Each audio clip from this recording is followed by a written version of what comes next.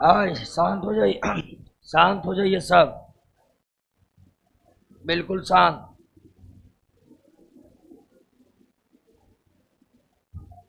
Mobile सब रख लीजिए, पॉकेट में रखो मोबाइल।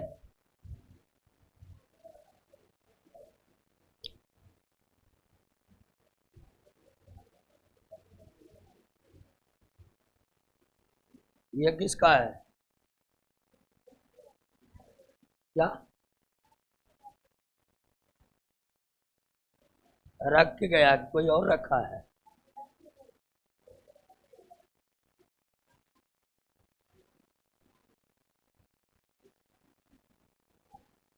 आपको बोल के गया था? चमचागिरी करना छोड़ दीजिए, नहीं तो न, पता कैसे है आपको? नहीं तो नौकरी बहुत दिक्कत है।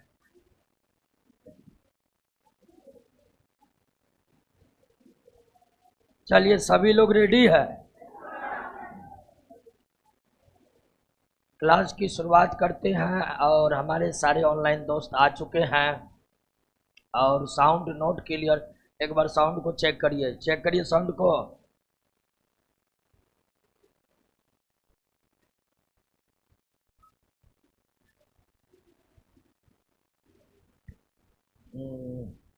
कहाँ तक हुआ था आज? समझ समझ गए?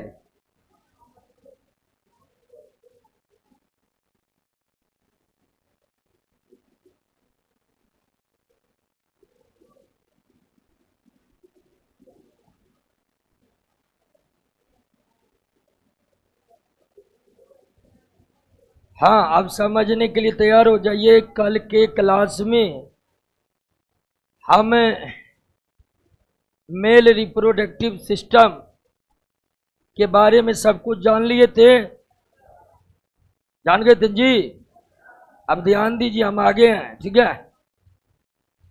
एक बार मेल रिप्रोडक्टिव सिस्टम के बारे में फिर से जान लेते हैं। याद हो गया है? याद हो गया है, फिर से जानने की आवश्यकता नहीं है। आइए दोस्तों, हम जान चुके हैं कि मेल और फीमेल दोनों का रिप्रोडक्टिव सिस्टम एक दूसरे से बिल्कुल अलग होते हैं, एक जैसे नहीं होते हैं। तो फीमेल रिप्रोडक्टिव सिस्टम को समझ लेते हैं। और चाहे मेल बॉडी का रिप्रोडक्टिव सिस्टम हो या फीमेल बॉडी का रिप्रोडक्टिव सिस्टम हो, रिप्रोडक्टिव सिस्टम सेक्स ऑर्गेन और ग्रंथियों से मिलकर बना होता है। दोनों ही शरीर का जनन तंत्र, जनन अंग और जनन ग्रंथियों से मिलकर बना होता है। तो आइए दोस्तों ध्यान दीजिए अब फीमेल रिप्रोडक्टिव सिस्टम पर। फीमेल रिप्रोडक्टिव सिस्टम का जो सबसे महत्वपूर्ण भाग है, फीमेल रिप्रोडक्टिव सिस्टम का जो सबसे महत्वपूर्ण भाग है वो है दोस्तों ओवरी। क्या है वो? ओवरी। एक बाएं और एक दाएं, एक बाएं और एक दाएं। फीमेल रिप्रोडक्टिव सिस्टम का सबसे प्रमुख अंग है दोस्तों ओवरी, जिसकी संख्या 2 होती है, एक बाएं तरफ और एक दाएं तरफ। और ये शरीर के भीतर होते हैं दोस्तों, शरीर के भीतर होते हैं, शरीर के बाहर नहीं। अब फीमेल बॉडी का ओवरी जो है सबसे प्रमुख रिप्रोडक्टिव सिस्टम है, क्योंकि इसी ओवरी के भीतर तैयार होता क्या? ओवा। ओवरी के भीतर ही तैयार होता है ओवा। और ओवा दोस्तों फीमेल गेमिट है। ओवा क्या है? फीमेल गेमिट है। ओवा क्या है? Female gamete. Female gamete. जिस तरह स्पर्म मेल गेमिट है, उसी तरह ओवा क्या है? Female gamete. हमेशा लैंगिक जनन में 2 गेमिट का भाग लेना जरूरी है, तब जाकर लैंगिक जनन संपन्न होगा। लैंगिक जनन संपन्न होगा तो ओवा का निर्माण कहां पर होता है? ओवरी में होता है। ओवा का निर्माण कहां होता है? अब ओवरी भी संयोजी उत्तक के दो परतों से मिलकर बना होता है। ओवरी भी संयोजी उत्तक के कितने परतों से मिलकर बना होता है? दो परत। ऊपर का जो परत दोस्तों ये कहलाता है tunica albuginea. Tunica albuginea, tunica albuginea, tunica albuginea. Male में था ट्यूनिका एल्बुजिनी, ठीक है, ट्यूनिका एल्बुजिनी, और ये है एल्बुजिनिया। तो ओवरी भी संयोजी उत्तक के दो परतों से मिलकर बना हुआ है। ओवरी के ऊपर के परत को कहते हैं tunica albuginea, tunica albuginea, tunica albuginea. और भीतर का जो परत होता है दोस्तों, भीतर का जो परत होता है उसको कहते हैं जर्मिनल इपिथीलियम, ठीक है, germinal epithelium, germinal epithelium, germinal epithelium, germinal epithelium, germinal EP. और दूसरा परत जो है जर्मिनल इपिथीलियम, इसी परत के द्वारा निर्मित होता है क्या? ओभा। बात समझ गए? तो ओवरी की संख्या फीमेल बॉडी में 2 होती है, शरीर के भीतर होती है, एक बाएं होती है, एक दाएं होती है। यह ओवरी संयोजी उत्तक के 2 परतों से मिलकर बना होता है।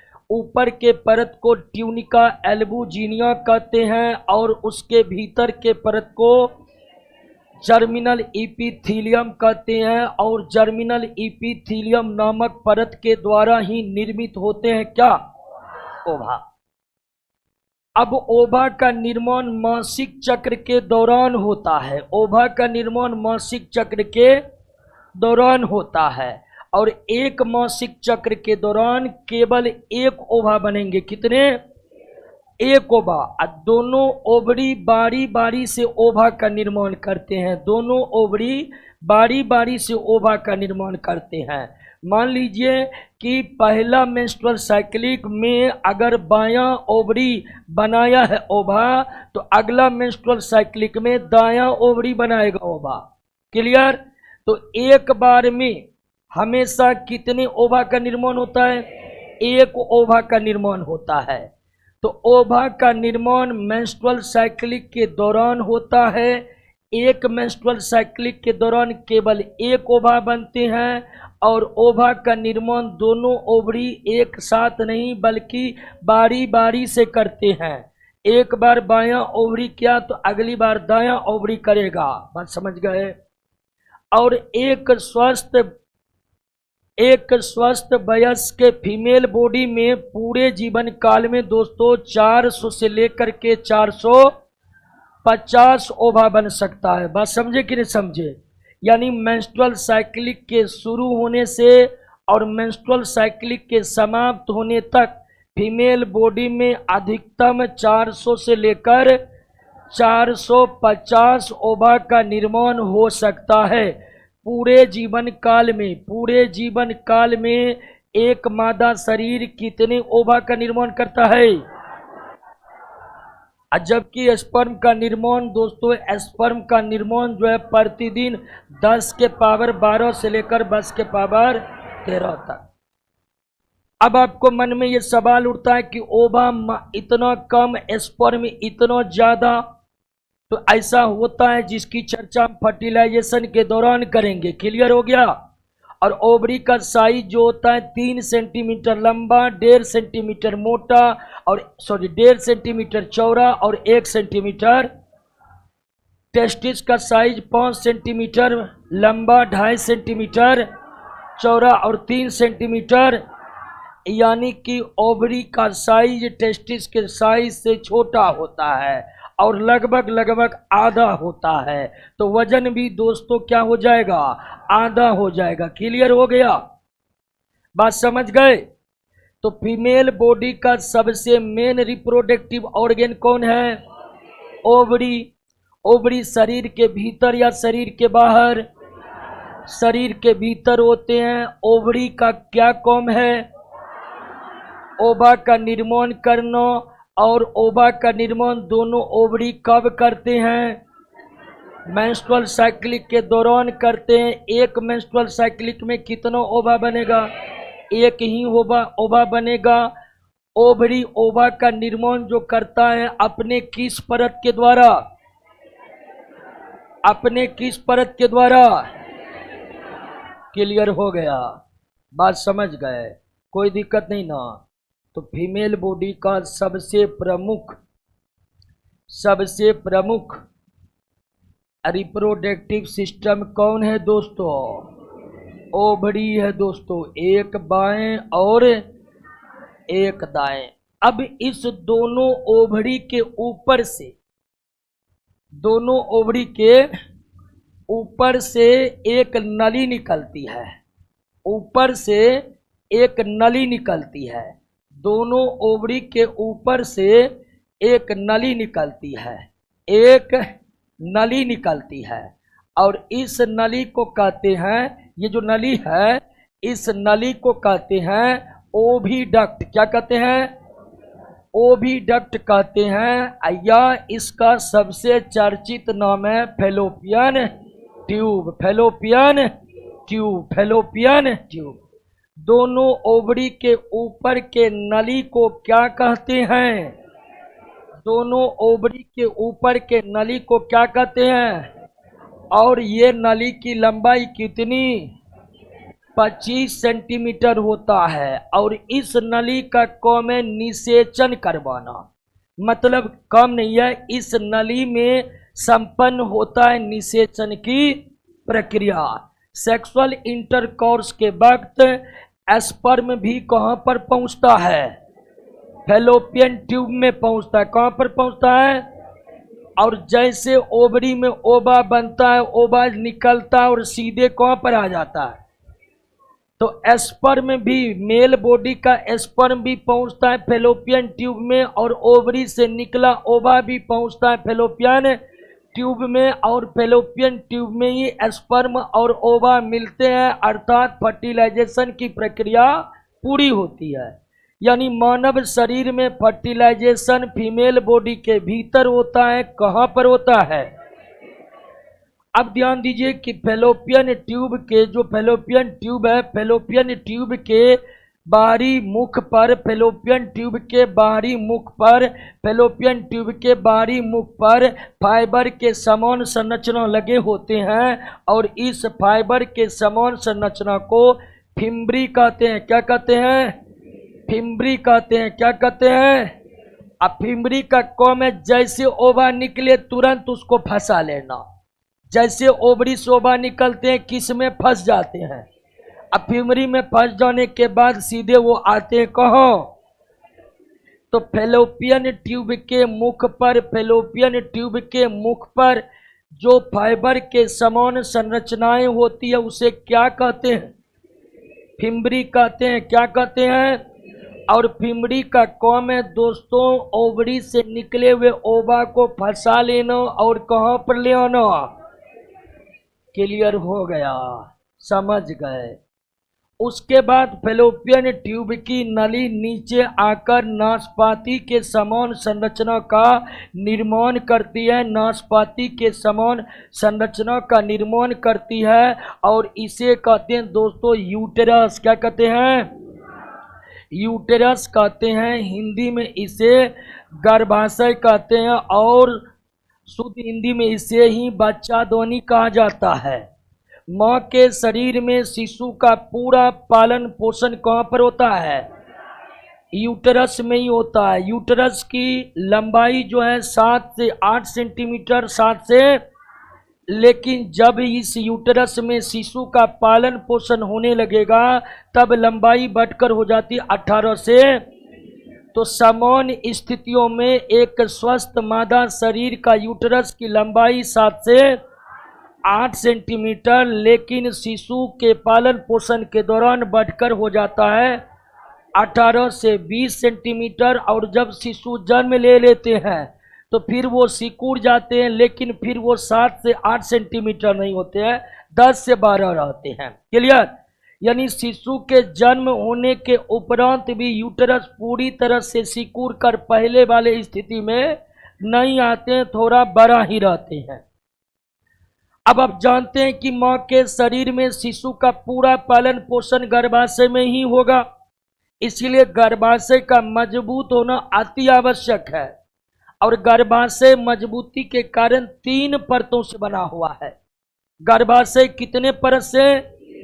संयोजी ऊतक के 3 परतों से बना हुआ है। संयोजी ऊतक के 3 परतों से बना हुआ, और तीनों परत का नाम है मायोमेट्रियम, मायोमेट्रियम, पेरीमेट्रियम, पेरीमेट्रियम और इंडोमेट्रियम, इंडोमेट्रियम। बात समझ गए? गर्भाशय के कितने परत होते? गर्भाशय का निर्माण कितने परत से? 3 परत से। गर्भाशय का निर्माण कितने परत से? 3 परत से। ऊपर का परत, मध्य का परत और भीतर का परत इंडोमेट्रियम। तो गर्भाशय काफी मजबूत संरचना है, और इसका मजबूत होना आवश्यक भी है, क्योंकि दोस्तों 1 मिनट दोस्तों, फैलोपियन ट्यूब जो है ना 12 सेंटीमीटर। सॉरी दोस्तों, हमको याद आ गया भाषा डिफरेंशिया। ठीक है, भाषा डिफरेंशिया याद होगा, क्योंकि ऋषि कुमार 12 सेंटीमीटर ही होता है। फैलोपियन ट्यूब कितना? 12 सेंटीमीटर। तो 3 परतों से बना है, मायोमेट्रियम, पेरीमेट्रियम और, क्लियर हो गया? अब ये याद रखना जरूरी है, ये फैक्ट है, पूछ देगा, कभी कभी पूछ देता है आहार नाल के भीतरी परत का नाम बताइए, तो पूछ सकता है गर्भाशय के भीतरी परत का नाम। अब वैसे भीतरी इंडो ही होता है, इंडो का मतलब होता है भीतर, तो भीतरी परत याद रखने में कोई दिक्कत नहीं है, ठीक है ना? याद रखने के लिए मायोमेट्रियम और पेरीमेट्रियम। गर्भाशय के ऊपर के परत को क्या कहते हैं? पेरीमेट्रियम। मध्य परत को, सॉरी, ऊपरी परत को, मध्य परत को, भीतरी परत को, क्लियर हो गया? समान स्थितियों में गर्भाशय की लंबाई और शिशु के पालन पोषण के दौरान, शिशु के पालन पोषण के दौरान, अब आइए, अब देखिए गर्भाशय का जो मुख है, गर्भाशय का जो मुख है उसको सर्विक्स कहते हैं। क्या कहते हैं? गर्भाशय के मुख को क्या कहते हैं? सर्विक्स कहते हैं। गर्भाशय के मुख को क्या कहते हैं? सर्विक्स कहते हैं। और सर्विक्स के बाद दोस्तों, सर्विक्स के बाद इलाका शुरू होता है भेजिना का, ठीक है? सर्विक्स के बाद क्या होते हैं?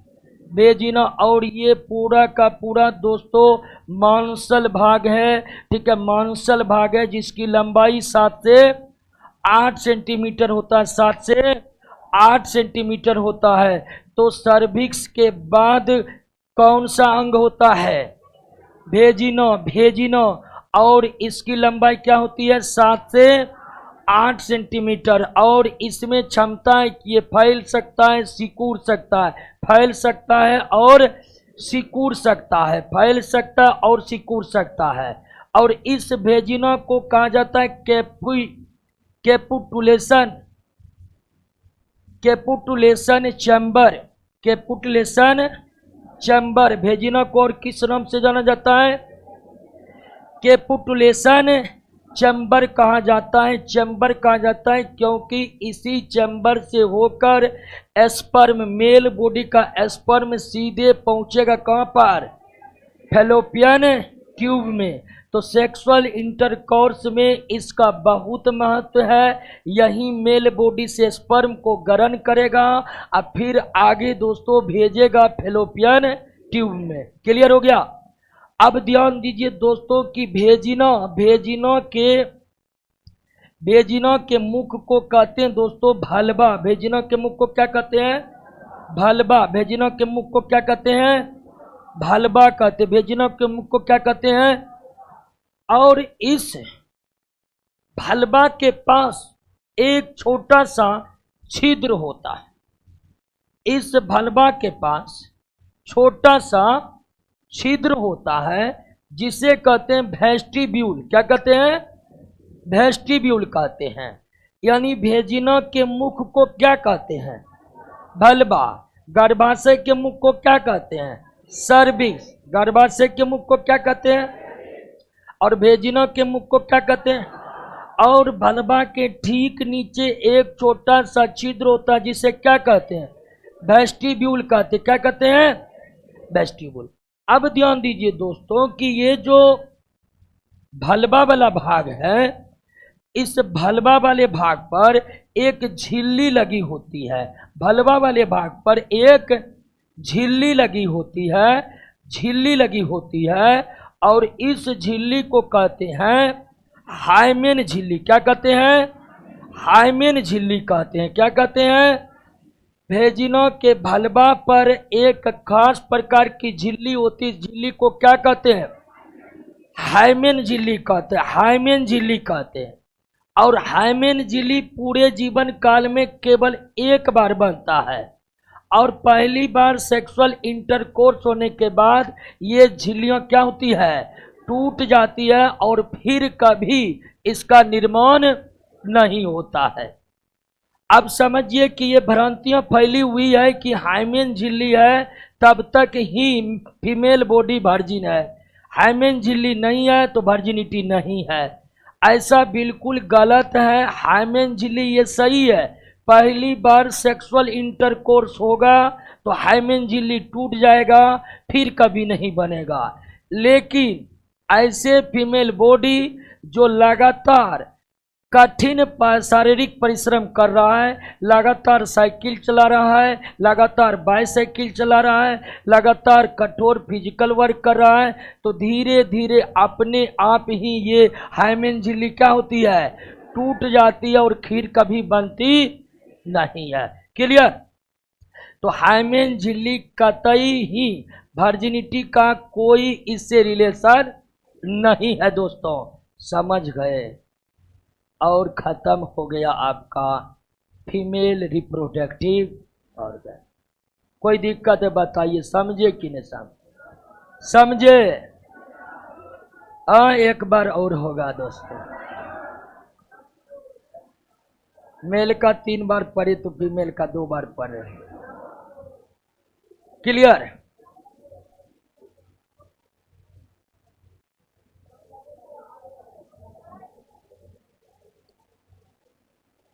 समझ गए?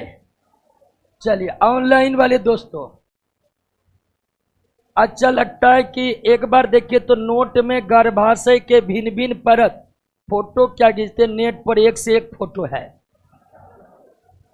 समझिए। और फोटो ड्रॉ करिए तब याद रहेगा। फोटो खोज कर क्या कर लीजिए, आपके मोबाइल में 5000 फोटो होगा, क्या को फोटो देखते हैं। और आजकल तो व्यक्ति के दिमाग में अजीब हरकत चल रहा है। कभी सम्मेलन में भी जाता है, लोग कभी को नहीं सुनता, उसका शूट करते रहता है। कहीं पर भी देखे, कुछ भी देखने जा रहे हैं, देखते नहीं है, शूट करते रहते। और हद तो तब हो जाती है जब मंदिर में भी पूजा नहीं कर कर शूट करते रहते। क्या? हाँ, लोग को बताएगा कि हम मंदिर जा रहे हैं, वहां जा रहा है नौटंकी करने। क्लियर हो गया? बात समझ गए? अच्छा लगता है गर्भाशय के परत को बताने में मिस्टेक हो गया है। 1 मिनट। 3 बाहरी स्तर को, ओके दोस्तों, बाहरी स्तर को पेरीमेट्रियम कहते हैं। ठीक है, बाहरी स्तर को क्या कहते हैं? पेरीमेट्रियम कहते हैं। बाहरी स्तर को क्या कहते हैं? पेरीमेट्रियम। मध्य स्तर को मायोमेट्रियम, और भीतरी स्तर को इंडोमेट्रियम। नोट में सही है? चलिए एक बार फिर से समझ लीजिए फीमेल रिप्रोडक्टिव सिस्टम को। फीमेल रिप्रोडक्टिव सिस्टम में सबसे प्रमुख है एक जोड़ा ओवरी। एक जोड़ा ओवरी। ओवरी शरीर के भीतर होते हैं, एक जोड़ा होते हैं, एक बाएं होते हैं, एक दाएं होते हैं। संयोजी उत्तक के 2 परतों से बने होते हैं, और मेन काम ओवा का निर्माण करना। ओवा का निर्माण मेंस्ट्रुअल साइक्लिक के दौरान होता है। मेंस्ट्रुअल साइक्लिक नहीं होगा, ओवा का निर्माण नहीं होगा। एक मेंस्ट्रुअल साइक्लिक में केवल एक ओवा का निर्माण होता है और दोनों ओवरी बारी बारी से ओवा का निर्माण करते हैं। एक मेंस्ट्रुअल साइक्लिक में बायां क्या है तो अगला मेंस्ट्रुअल साइक्लिक में दायां करेगा। क्लियर। अब दोनों ही ओवरी के ऊपर एक नली होती है दोस्तों। दोनों ही ओवरी के ऊपर एक नली होती है। दोनों ही ओवरी के ऊपर एक नली होती है और इस नली को कहते हैं फैलोपियन ट्यूब। इस नली को कहते हैं फैलोपियन ट्यूब। और फैलोपियन ट्यूब में ही फर्टिलाइजेशन की प्रक्रिया होती है। फैलोपियन ट्यूब में ही फर्टिलाइजेशन की प्रक्रिया होती है। फैलोपियन ट्यूब को और किस नाम से जानते हैं? ओविडक्ट। फैलोपियन ट्यूब को और किस नाम से जानते हैं? अरे मोबाइल यहाँ लगा पॉकेट। फैलोपियन ट्यूब को हम और किस नाम से जानते हैं? ओविडक्ट के नाम से। और फैलोपियन ट्यूब एक वो स्तन है जहां पर स्पर्म और ओवा मिलकर फर्टिलाइजेशन के प्रक्रिया को पूरी करते। फर्टिलाइजेशन के प्रक्रिया को अब फैलोपियन ट्यूब के मुख पर फाइबर के समान स्ट्रक्चर लगे होते हैं। फाइबर के समान स्ट्रक्चर लगे होते हैं और इस स्ट्रक्चर को कहते हैं दोस्तों क्या? फिम्बरी कहते हैं। क्या कहते हैं? फिम्बरी कहते हैं। जिसका काम है जैसे ही ओवरी से ओवा निकले तुरंत उसमें फंस जाए और फैलोपियन ट्यूब में पहुंच जाए। क्लियर। उसके बाद फैलोपियन ट्यूब ही नीचे आकर निर्माण करता किसका? गर्भाशय का निर्माण करता किसका? गर्भाशय का, यूटेरस का, गर्भाशय का। और ये ही वो जगह है जहां शिशु का पूरा पालन पोषण। गर्भाशय काफी मजबूत संरचना है। ये संयोजी ऊतक के 3 परतों से बना हुआ है। 3 और ये परतें पेरीमेट्रियम, मायोमेट्रियम और क्लियर। अब गर्भाशय के मुख को कहते हैं दोस्तों क्या? सर्विक्स। गर्भाशय के मुख को क्या कहते हैं? सर्विक्स कहते हैं। गर्भाशय के मुख को सर्विक्स कहते हैं। और उसके बाद अगला अंग है दोस्तों भेजिना। और ये पूरी तरह से मांसल अंग है जो फैल सकते हैं, सिकुड़ सकते हैं। स्वस्थ वयस्क फीमेल बॉडी में इसकी लंबाई 7 से 8 सेंटीमीटर अधिकतम हो सकती है। भेजिना को कैपुलेशन चैम्बर भी कहते हैं दोस्तों। और भेजिना के मुख को कहते हैं क्या? भल्बा। भेजिना के मुख को क्या कहते हैं? गर्भाशय के मुख को क्या कहते हैं? भेजिना के मुख को। और भल्बा के पास ही एक छोटा सा छिद्र होता है और उस छोटा सा छिद्र को क्या कहते हैं? वेस्टिब्यूल कहते हैं। क्या कहते हैं? वेस्टिब्यूल कहते हैं। क्लियर। अब देखिए कि ये जो भेजिना का भल्बा वाला हिस्सा है इस पर लगा होता है एक झिल्ली जिसको क्या कहते हैं? हाइमेन झिल्ली कहते हैं। हाइमेन झिल्ली का निर्माण पूरे जीवन काल में केवल एक बार होता है। एक बार टूट जाने पर पुनः इसका कभी निर्माण नहीं होता है। और पहली बार सेक्सुअल इंटरकोर्स होते वक्त ये निश्चित ही टूट जाता है। लेकिन अन्य तरीके से कठोर शारीरिक परिश्रम लगातार करने पर भी हाइमेन झिल्ली टूट जाती है और पुनः कभी इसका निर्माण। क्लियर हो गया? समझ गए? चलिए दोस्तों,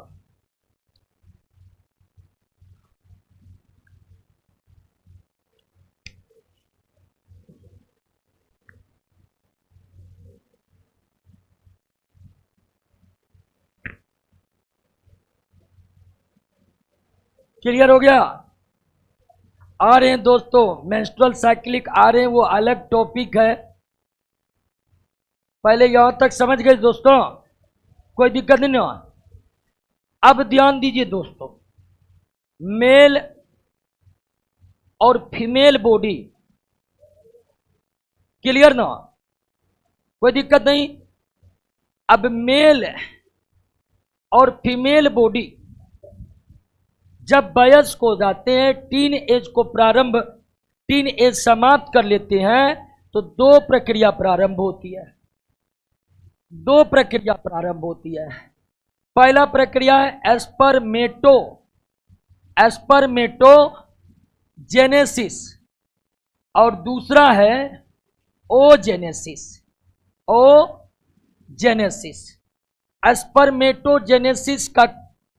एस्पर्मेटोजेनेसिस का मतलब स्पर्म का निर्माण और ओजेनेसिस का मतलब ओवा का। तो जैसे ही फीमेल और मेल बॉडी पूरी तरह से परिपक्व होते हैं, तो मेल बॉडी में शुरू होता है स्पर्मेटोजेनेसिस और फीमेल बॉडी में शुरू होता है ओजेनेसिस।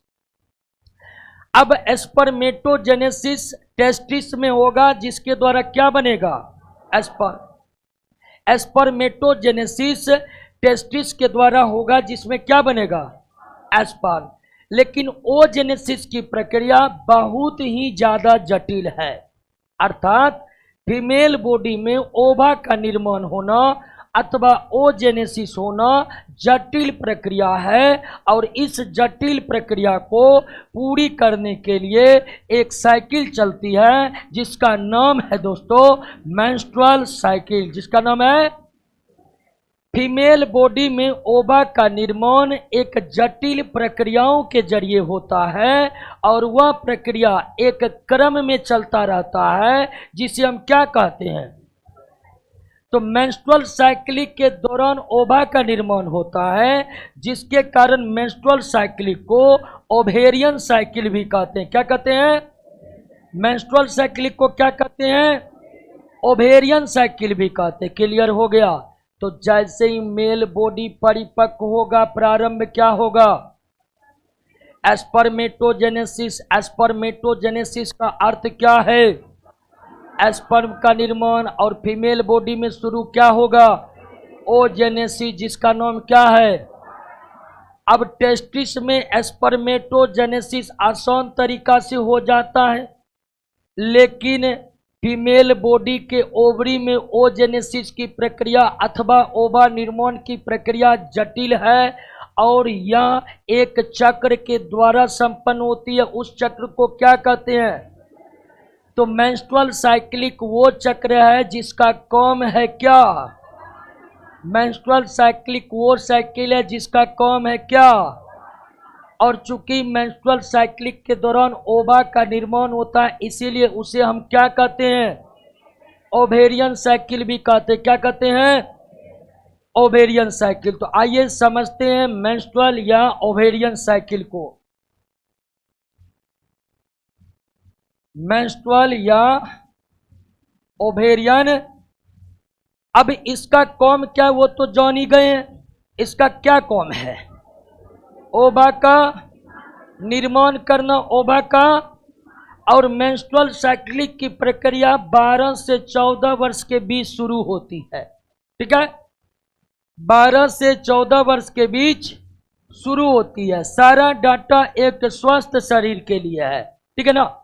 तो 12 से 14 वर्ष के बीच शुरू होता है मेंस्ट्रुअल साइक्लिक की प्रक्रिया। और पहली बार मेंस्ट्रुअल साइक्लिक की प्रक्रिया शुरू होना मेनार्क कहलाता है। क्या कहलाता है? और 45 से 50 वर्ष की उम्र में, 45 से 50 वर्ष की उम्र में मेंस्ट्रुअल साइक्लिक की प्रक्रिया क्या हो जाती है? बंद, जिसको कहते हैं मेनोपॉज। जिसको क्या कहते हैं? मेनोपॉज कहते हैं। क्लियर हो गया? तो मेंस्ट्रुअल साइक्लिक की प्रक्रिया प्रारंभ कितने वर्ष में होती है? 12 से 14 वर्ष के बीच पहली बार मेंस्ट्रुअल साइक्लिक होना क्या कहलाता है? मेनान कहलाता है। ये प्रक्रिया बंद कब होती है? 45 से 50 वर्ष के बीच। और इस प्रक्रिया जब मेंस्ट्रुअल साइक्लिक की प्रक्रिया फीमेल बॉडी में बंद होगा तो क्या कहलाएगा? और मिनार्क और मोनोपॉज के बीच 400 से 450 ओवा का निर्माण। मेनार्क और मोनोपॉज के बीच 400 से 450 ओवा का निर्माण होता है। अब ये मेंस्ट्रुअल साइक्लिक की प्रक्रिया जो है दोस्तों, ये 28 दिन तक चलती है। एक स्वस्थ वयस्क शरीर में यह प्रक्रिया कितने दिन तक चलती है? 28 दिन तक चलती है। 28 दिन के बाद फिर पुनरावृत्ति होती है और होते ही रहती है। कब तक? अब ध्यान दीजिए कि पहले दिन से दोस्तों, मेंस्ट्रुअल साइकिल के पहले दिन से ही ओवा बनना क्या होता है? शुरू हो जाता है। पहले दिन से क्या होता है? ओवा बनना शुरू होता है और 14वें दिन ओवा बनकर तैयार हो जाता है। ओवा बनकर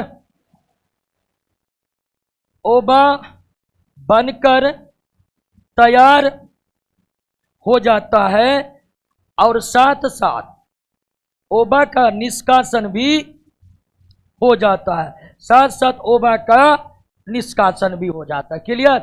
मेंस्ट्रुअल साइकिल के पहले ही दिन ओवा का निर्माण हो जाता है और मेंस्ट्रुअल साइकिल के आधे समय में यानी 14वें दिन ओवा बनकर तैयार है और 14वें दिन ये ओवरी से निकल भी जाते हैं। 14 दिन ये ओवरी से निकल भी जाते हैं। उसके बाद ये ओवा ओवरी से निकलकर 15वें दिन पहुंच जाते हैं। कहाँ? फैलोपियन ट्यूब में। 15वें दिन कहाँ पहुंच जाते हैं? फैलोपियन ट्यूब में। और फैलोपियन ट्यूब में 15वें दिन पहुंचकर ये इंतजार करता है 16वां दिन, ठीक है, 17वां दिन और 18वां दिन, यानी 3 दिन तक ओवा इंतजार करता किसका? स्पर्म का। इन 3 दिन के अंदर यानी मेंस्ट्रुअल साइकिल के 16वें दिन या 17वें दिन या 18वें दिन ओवा के पास स्पर्म पहुंच गया तो वो ओवा स्पर्म से फर्टिलाइज हो जाता है और शिशु निर्माण की प्रक्रिया शुरू हो जाती है। लेकिन अगर 18वें दिन तक स्पर्म नहीं पहुंचा है तो ओवा का डेथ हो जाता है। कितना हो जाता है? डेथ हो जाता है। न्यूनतम 36 अधिकतम 72 घंटों तक ही ओवा जीवित रहता है। यानी ओवा 3 दिन तक जीवित रहता है, 16वें दिन, 17वें दिन और 18वें दिन। इसलिए शिशु निर्माण होने के लिए जरूरी है कि मेंस्ट्रुअल साइकिल के 16वें, 17वें या 18वें दिन स्पर्म फैलोपियन ट्यूब में पहुंचे। अब अगर 18वें दिन तक स्पर्म ओवा को नहीं मिला तो उसके बाद ओवा की क्या हो जाती है? मृत्यु हो जाती है। क्या हो जाती है? मृत्यु हो जाती है। तो उसके बाद मृत हो जाते हैं ओवा। अब ध्यान दीजिए कि जैसे ही पहले दिन मेंस्ट्रुअल साइकिल प्रारंभ हुआ तो गर्भाशय को संकेत मिल गया कि ओवा का निर्माण शुरू हो चुका है। इसलिए गर्भाशय पूरी तरह से नए नए कोशिका बनाकर अपने आप को और मजबूत करने लगता है कि अब इसमें शिशु निर्माण की प्रक्रिया शुरू होगी। बात समझे कि नहीं समझे? जैसे ही पहले दिन मेंस्ट्रुअल साइकिल की प्रक्रिया शुरू हुआ उसी दिन गर्भाशय में नए नए कोशिका के परत बनने लगते हैं, क्योंकि गर्भाशय को इंडिकेशन मिल जाता है बॉडी के हार्मोन के द्वारा कि ओवा बनना शुरू हो गया है और जल्द इस जगह पर शिशु निर्माण शुरू होगा। इसलिए अच्छी तरह से गर्भाशय तैयार होना शुरू कर देता है। वे नए नए कोशिकाओं को क्या करता है? बनाना शुरू कर देता है। लेकिन जैसे ही 18वें दिन बाद गर्भाशय को ये पता चलता है कि ओवा मृत हो गया है तो वो जितने भी कोशिका बनाती है सब कोशिका को मारकर हटा देती है। तो मृत ओवा और गर्भाशय की मृत कोशिका और गर्भाशय जब अपने सारे नए नए कोशिका को मारकर हटा देती है तो इस कारण ढेर सारे रक्त जो है वो गर्भाशय से क्या होते हैं? बाहर, गर्भाशय से बाहर निकलने लगते हैं।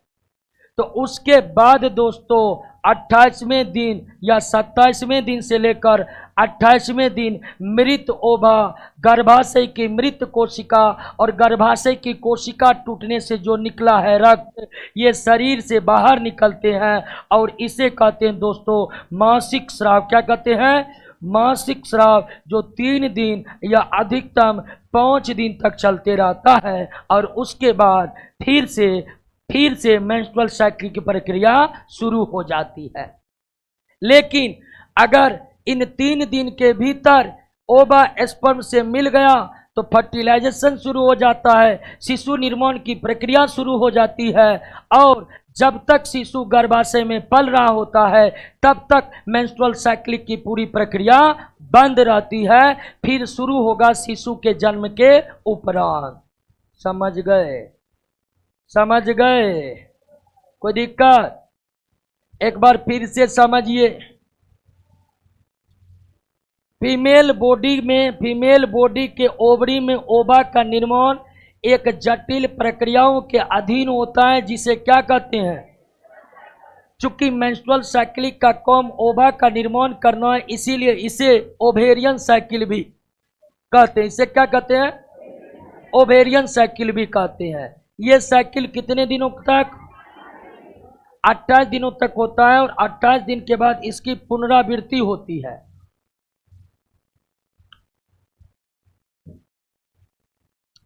अट्ठाईस दिन के बाद इसकी पुनरावृत्ति होती है। फीमेल बॉडी में मेंस्ट्रुअल साइकिल की शुरुआत 12 से 14 वर्ष के बीच होता है और पहली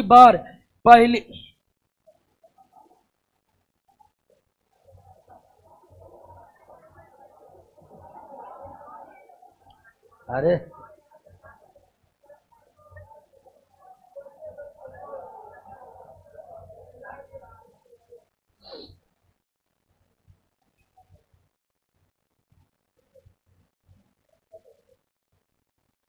हाँ, पहली बार मेंस्ट्रुअल साइकिल की प्रक्रिया शुरू होना क्या कहलाता है?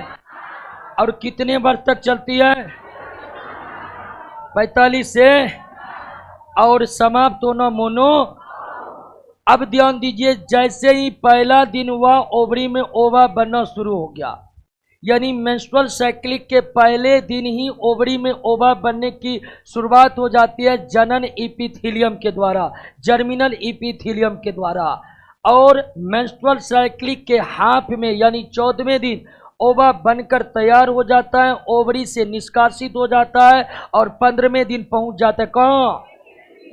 उसके बाद ओवा फैलोपियन ट्यूब में 3 दिन तक जीवित रहते हैं या 3 दिन तक स्पर्म के आने का इंतजार करते हैं। लेकिन इन 3 दिन तक स्पर्म नहीं हुआ तो ओवा क्या हो जाता है? मृत हो जाता है।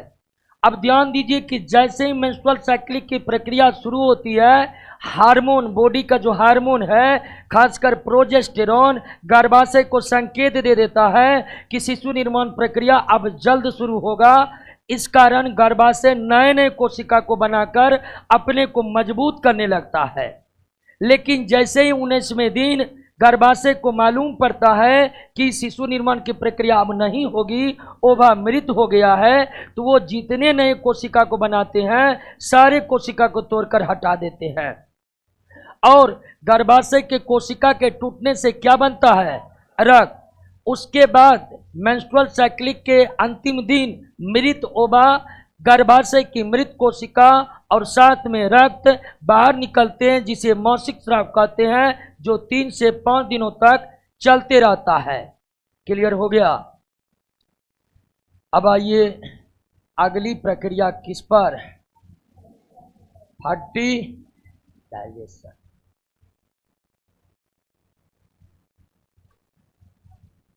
निषेचन।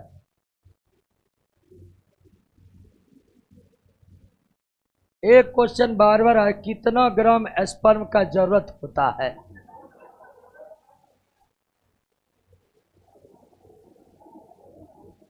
अच्छा, मासिक चक्र के दौरान एक ओवा का निर्माण होता है। जुड़वा बच्चा क्यों होता है?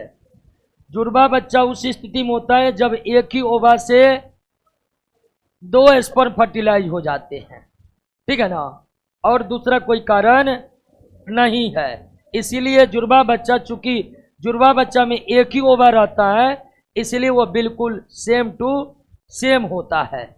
हालांकि कभी कभार अपवाद स्वरूप अलग अलग भी हो सकते हैं। अब आइए दोस्तों, फर्टिलाइजेशन ये तो जानते हैं कि मेल गेमिट का फीमेल गेमिट से मिलना क्या कहलाता है? मेल गेमिट का फीमेल गेमिट से मिलना क्या कहलाता है? फर्टिलाइजेशन। और मानव में फर्टिलाइजेशन फीमेल बॉडी के भीतर होगा, फैलोपियन ट्यूब में होगा मेंस्ट्रुअल साइकिल के 16वें या 17वें या 18वें दिन होगा, न तो उससे पहले होगा न ही उसके बाद होगा। शरीर स्वस्थ, अब शरीर बीमार है, कोई बीमारी है तो आगे पीछे हो सकता है, लेकिन एक स्वस्थ शरीर में फर्टिलाइजेशन मेंस्ट्रुअल साइकिल के 16वें या 17वें या 18वें दिन ही संभव है, न तो उससे पहले और न ही उसके बाद। तो फर्टिलाइजेशन एक ऐसी प्रक्रिया है, फर्टिलाइजेशन एक ऐसी प्रक्रिया है दोस्तों जिसमें मेल गेमीट फीमेल गेमीट से क्या होगा, मिलेगा। यानी ओवा का स्पर्म से मिलना ही क्या कहलाता है। पौधे में भी पोलन ग्रेन का ओवा से मिलना क्या था, और मानव शरीर में स्पर्म का ओवा से मिलना क्या कहलाता है, फर्टिलाइजेशन कहलाता है। फर्टिलाइजेशन कैमा दिन होगा, 16वें 17वें या 18वें दिन होगा। क्लियर हो गया। अब ध्यान दीजिए, फर्टिलाइजेशन जब हो जाता है, ओवा और स्पर्म मिल जाता है कहाँ पर, फैलोपियन ट्यूब में या ओविडक्ट में। ये दोनों मिलकर बनाते हैं क्या, जायगोट। क्या बनाते हैं दोस्तों, जायगोट। जायगोट को हिंदी में कहते हैं युग्मक। और यह एक कोशिकीय संरचना है। यह कैसी संरचना है, जायगोट कैसा होता है, एक कोशिकीय होता है। बहुत सारे प्रश्न आ रहे हैं जी, देख लेते हैं। तो ओवा स्पर्म मिलकर अथवा फर्टिलाइजेशन के उपरांत किसका निर्माण होता है, जायगोट कैसी संरचना है, एक कोशिकीय संरचना है। जायगोट कैसी संरचना है, एक कोशिकीय संरचना है। क्लियर हो गया दोस्तों। अब ध्यान दीजिए कि जायगोट बनते ही तय हो जाता है कि लड़का होगा या, और लड़का होगा या लड़की, यानी मेल होगा या फीमेल, इसकी संभावना 50-50 रहता है। 50% संभावना है कि मेल होगा, 50% संभावना है कि फीमेल होगा। तो जायगोट बनते ही तय हो जाता है कि मेल होगा कि फीमेल। यानी लिंग निर्धारण की प्रक्रिया कब हो जाती है, उसके उपरांत किसी भी तरीके से उसमें बदलाव नहीं किया जा सकता। हाँ, वर्तमान समय में सर्जरी के माध्यम से ये बदलाव होते हैं। आप अखबारों में पढ़े होंगे कि मेल बन गया फीमेल, फीमेल बन गया मेल, ठीक है। और पता नहीं कलयुग में और क्या क्या देखने को मिलेगा दोस्तों, है कि ना। अब ये आम हो गई है ना, ठीक है। खैर उस पर हम अलग से चर्चा करेंगे। बन गया दोस्तों जायगोट। अब जायगोट कोशिका बनाकर कोशिका विभाजन के द्वारा बना लेता क्या, इम्ब्रियो बना लेता। क्या बना लेता है, और इम्ब्रियो बहुकोशिकीय संरचना है। क्या ऐसी संरचना, बहुकोशिकीय गोलाकार संरचना, बहुकोशिकीय गोलाकार संरचना है। और उसके बाद भ्रूण विकास करके बन जाता है फीटस। क्या बन जाता है, फीटस, यानी क्या, गर्भ। और गर्भ चले आते हैं कहाँ पर, गर्भाशय में। कहाँ पर आ जाते हैं, और गर्भाशय में निर्मित होते हैं क्या, शिशु, और उसके बाद होगा उसका जन्म। क्लियर। तो स्पर्म और ओवा का फीमेल बॉडी के फैलोपियन ट्यूब में मिलना क्या कहलाता है, फर्टिलाइजेशन एक ऐसी प्रक्रिया है जिसमें ओवा स्पर्म के साथ मिल जाते हैं।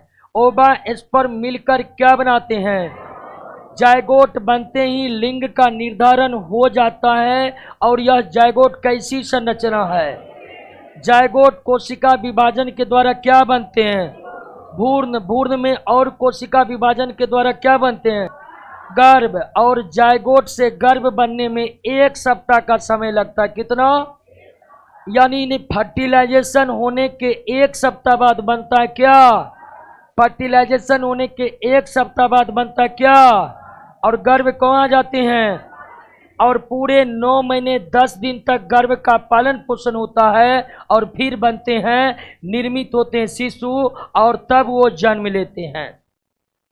अब ध्यान दीजिए कि जैसे ही फीटस यानी गर्भ गर्भाशय में पहुंचता है, तो गर्भ जो है गोलाकार संरचना होती है। कैसी संरचना, और इसमें कई सारे परते होते हैं, सॉरी कई नहीं, 3 परते होते हैं। कितने परते हैं?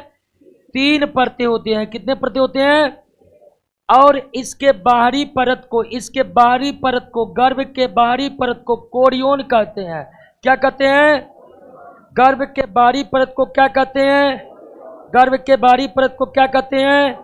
और कोरियोन में दोस्तों, कोरियोन में दोस्तों फाइबर के समान संरचनाएं होते हैं। फाइबर के समान संरचनाएं होते हैं। इसे हम क्या कहते हैं? भिलाई कहते हैं। क्या कहते हैं? अब जैसे ही गर्भ गर्भाशय में पहुंचता है तो गर्भ के बाहरी परत कोरियोन के भिलाई, कोरियोन के भिलाई गर्भाशय में क्या होते हैं? धस जाते हैं। गर्भाशय में क्या होते हैं? धस जाते हैं और बनाते हैं एक नया अंग जिसका नाम क्या है? प्लेसेंटा है। जिसका नाम क्या है? प्लेसेंटा है। तो गर्भ जैसे गर्भाशय में पहुंचता है तो गर्भ के बाहरी परत कोरियोन के भिलाई नामक संरचना गर्भाशय में धस करके एक नए अंग का निर्माण करता है। और उस नए अंग को क्या कहते हैं? उस नए अंग को क्या कहते हैं? प्लेसेंटा कहते हैं। और प्लेसेंटा ऐसा अंग है दोस्तों, प्लेसेंटा ऐसा अंग है जो कि शिशु और मां के बीच संबंध स्थापित करता है। प्लेसेंटा ऐसा अंग है दोस्तों जो शिशु और मां के बीच क्या करता है? संबंध स्थापित करता है। और ये प्लेसेंटा शिशु के नाभि से जुड़ा होता है एक नली के द्वारा। ठीक है, शिशु के मां के शरीर में जो प्लेसेंटा बनता है वो प्लेसेंटा एक नली के द्वारा जुड़ा रहता है। एक नली के द्वारा जुड़ा रहता है। और नली के द्वारा जुड़ा रहता है शिशु के नाभि से। किससे? और इसे कहते हैं दोस्तों नाभि रज्जु। क्या कहते हैं? तो प्लेसेंटा एक नली के द्वारा जुड़े रहते हैं शिशु के नाभि से। इसे हम क्या कहते हैं? नाभि रज्जु कहते हैं या अनबिलिकल कोड कहते हैं। नाभि रज्जु कहते हैं, अनबिलिकल कोड कहते हैं। और जब शिशु का जन्म होता है तो वे प्लेसेंटा नाभि रज्जु को साथ लेकर बाहर निकलते हैं, जिसे बाद में डॉक्टर काट कर क्या कर देता है? क्लियर हो गया? बात समझ गए? कोई दिक्कत नहीं ना? फर्टिलाइजेशन समझे?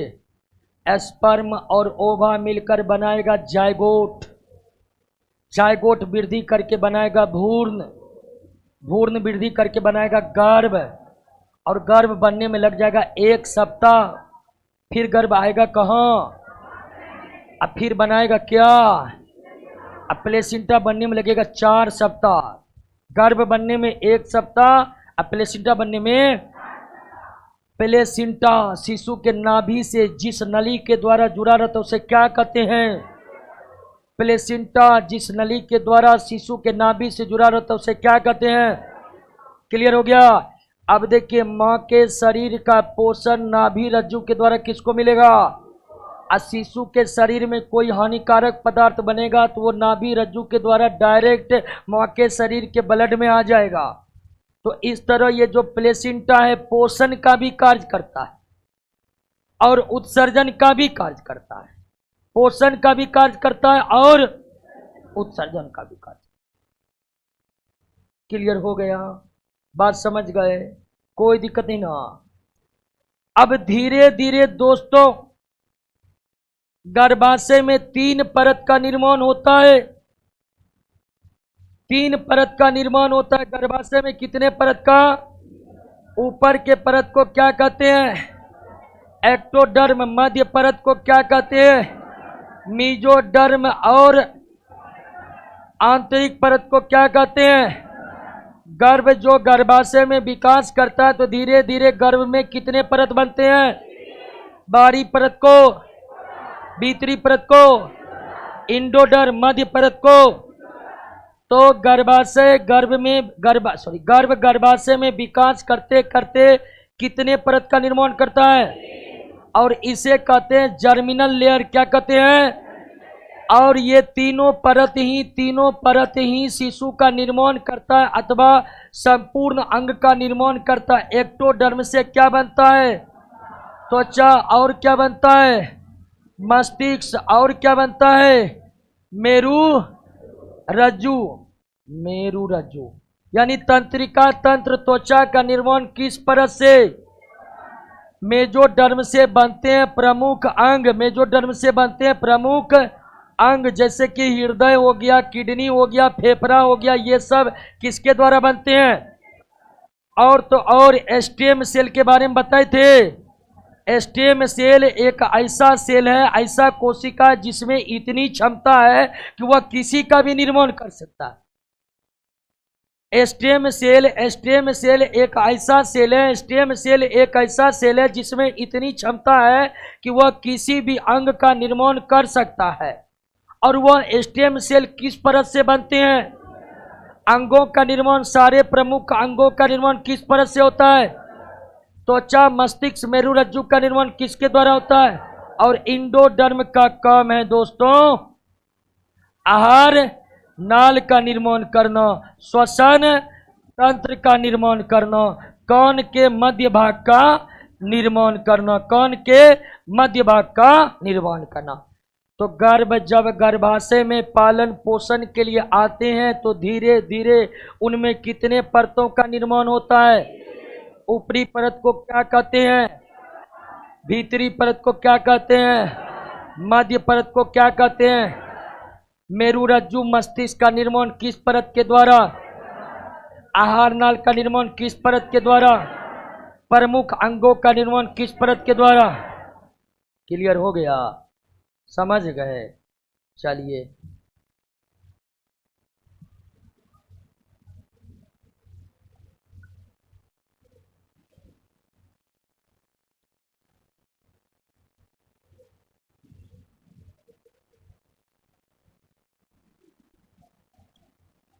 आइए दोस्तों, अब देखते हैं विकास कैसे कैसे संपन्न होता है गर्भाशय में।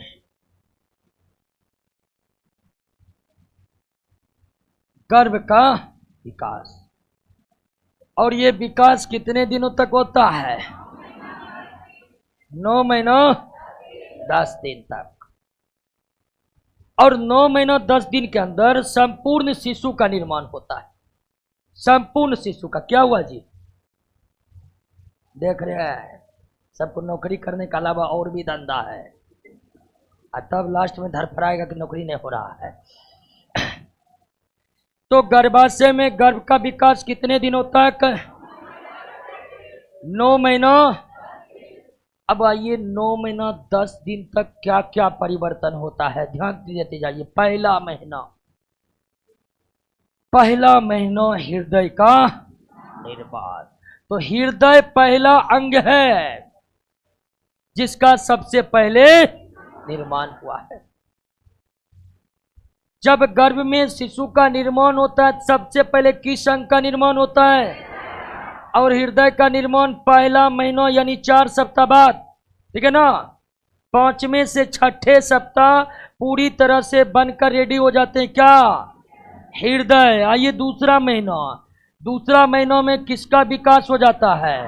हाथ, पैर तथा उंगली का। दूसरा महीना शिशु में क्या बनकर रेडी हो जाते हैं? हाथ, पैर और उंगली। हाथ, पैर और उंगली। हाथ, पैर और उंगली का निर्माण कितना महीना? दूसरा महीना। आ जाइए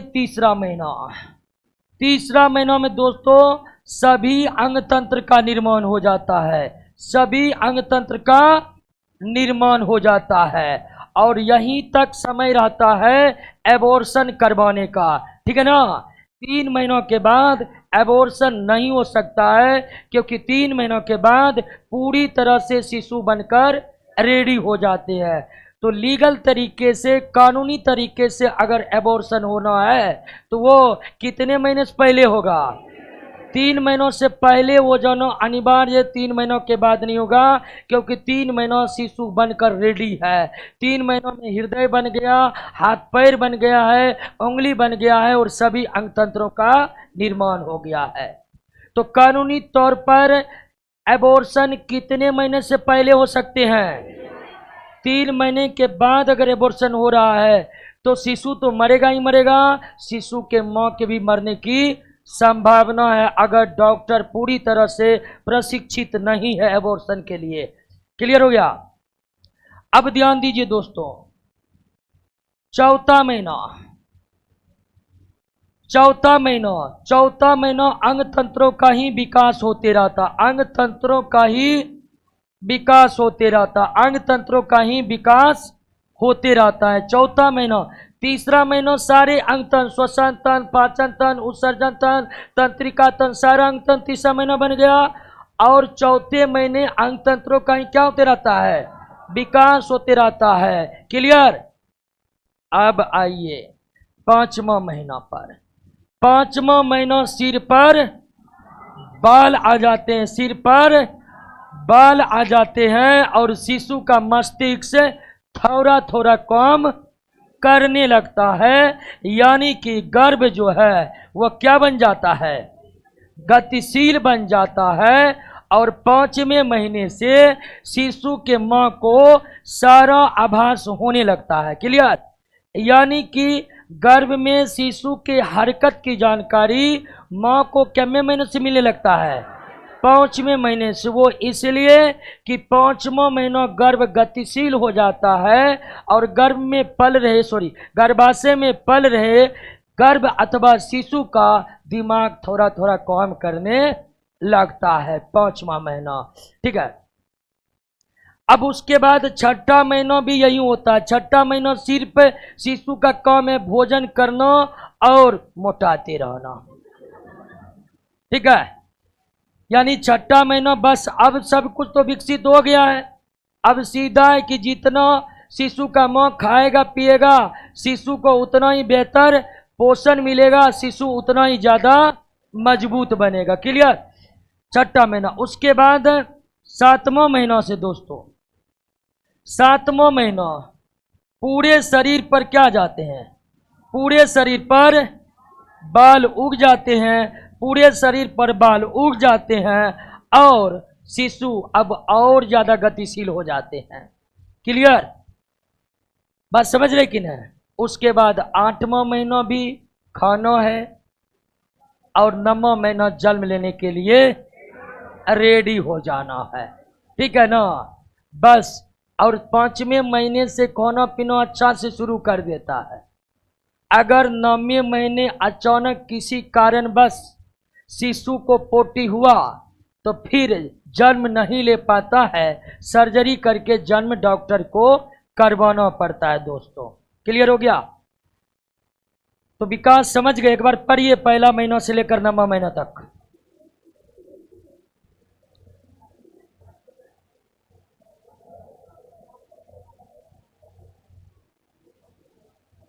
नोट में 7वां में हो जाता है, थोड़ा आगे पीछे हुआ होगा। सबसे मेन है ये 3 महीना। 3 महीना का भी याद रखिए, थोड़ा आगे पीछे हो गया होगा तो कोई दिक्कत नहीं है।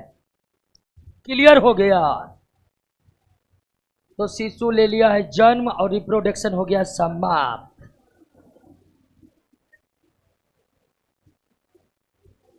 कभी कभी बच्चा समय से पहले जन्म ले लेता है, इसका क्या कारण? इसका कारण तो डॉक्टर साहब बताएंगे। इसका क्या कारण हो सकता है? ढेर सारे कारण हो सकते हैं।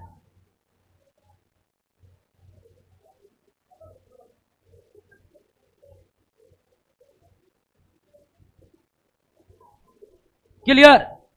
अब देखिए, जनन अंगों पर कई तरह के रोग होते हैं, उसको याद कर लेना है।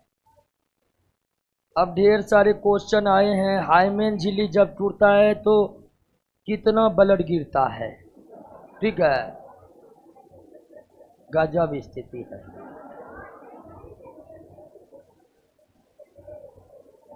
निषेचन के बाद उल्टी क्यों होता है? किसका प्रश्न है? ऐसा कुछ नहीं होता है।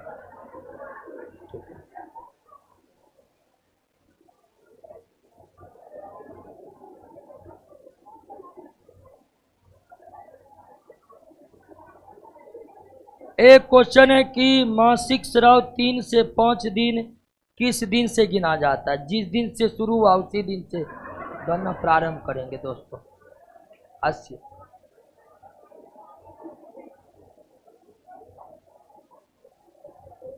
अब देखिए मेंस्ट्रुअल साइक्लिक से जुड़ा ढेर सारा प्रश्न है। एक स्वस्थ वयस्क शरीर में मेंस्ट्रुअल साइक्लिक 28 दिन का होता है। पहले क्यों हो जाता है, बाद में क्यों हो जाता है? इसका जवाब न तो आपका क्लास 10th का बायोलॉजी दिया है, न ही इसका जवाब क्लास 12th के बायोलॉजी में है।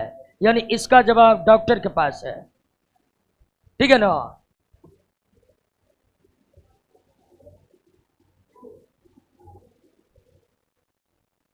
कोई भी क्वेश्चन सिलेबस का नहीं है, सारा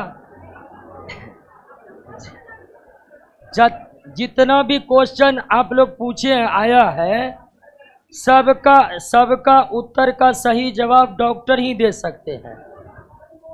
हम आपको उतनी जानकारी से अवगत करा दिए हैं जितनी जानकारी आपके क्लास 10th में है और क्लास 12th में है, वो सारी जानकारी आपको मिल चुका है। और जहाँ तक प्रश्नों की बात है, ऐसे ऐसे प्रश्न पूछे आप लोग, सही में इसकी जानकारी हमें भी नहीं, ठीक है ना। और अगर किन्हीं को दिक्कत है डॉक्टर से मिलिए, ठीक है, ठीक है। और डॉक्टर से मिलने में कोई संकोच नहीं होनी चाहिए। बहुत लोग संकोच कर जाते हैं कि अब क्या जाएंगे डॉक्टर के पास। अब देखिए, नहीं सर्जरी की आवश्यकता, जन्म अगर शरीर नॉर्मल डिलीवरी नहीं हुआ है तो इसका मतलब पहला कारण है रिलैक्सिन हार्मोन की कमी। आपको रिलैक्सिन हार्मोन के बारे में बताए थे ना। रिलैक्सिन हार्मोन का काम है गर्भाशय के मुख को चौड़ा करना ताकि शिशु मां के गर्भ से आसानी से बाहर आ सके। तो अगर नॉर्मल डिलीवरी नहीं हुआ तो पहला कारण रिलैक्सिन हार्मोन का कमी, ठीक है। दूसरा कारण यह है कि अगर 9वें महीने विकास के दौरान शिशु खा पी लिया है बहुत, तो संभावना है कि वो पोटी कर दे, और ऐसी भी स्थिति में नॉर्मल डिलीवरी संभव नहीं है। और जहां तक भारत सरकार का डाटा है, परिवार एवं स्वास्थ्य कल्याण मंत्रालय का जो डाटा है, 80% सिजेरियन डिलीवरी केवल उस स्थिति में डॉक्टर करवाए हैं जब शिशु का गर्भ में ही पोटी हो जाता है। 80%, मात्र 20% सिजेरियन डिलीवरी ही इच्छा के अनुरूप हुआ है कि हाँ सिजेरियन ही करवाना है। नहीं तो 80% में उचित कारण के कारण सिजेरियन डिलीवरी करवाए जाते। ये हमारा डाटा नहीं है और ये बुक का भी डाटा नहीं है, भारत सरकार के परिवार स्वास्थ्य एवं परिवार कल्याण मंत्रालय का डाटा। क्लियर? कोई दिक्कत? अब जनन अंगों पर होने वाले रोग को एक एक करके याद कर लीजिएगा, और इस तरह से आपका रिप्रोडक्टिव सिस्टम समाप्त हो चुका है। मिलते हैं दोस्तों कल के क्लास में अगले चैप्टर के साथ, और इस चैप्टर के प्रश्न आज रात ही आप लोगों को, कुछ लोग करें मेमोरी ग्लैंड नहीं पढ़े, मेमोरी ग्लैंड पढ़ लीजिएगा, क्या दिक्कत है जी?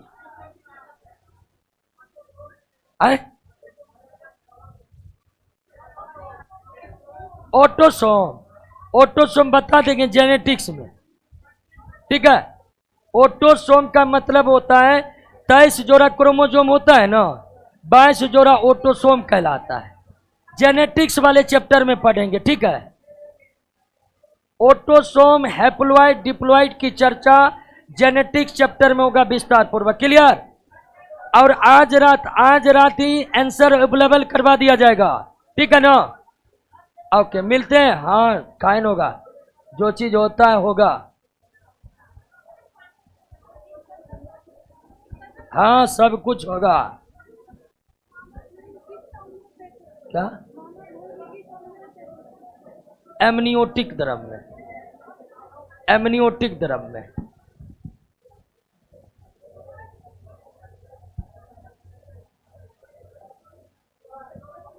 मेमोरी ग्लैंड में मिल्क का सेक्रेशन, एक क्वेश्चन है, मेमोरी ग्लैंड में मिल्क का सेक्रेशन शिशु के जन्म के उपरांत ही होगा, उससे पहले किसी भी परिस्थिति में नहीं होगा। क्या? हाँ, सब जीवित कोशिका में होता है। सब जीवित श्वसन गर्भ का अंग बनी कोशिकाओं में होती है, सारे जीवित कोशिकाओं में होती है। क्लियर? हाँ, सांस लेना, हाँ वो काहे होगा, वो तो नाक से होता है।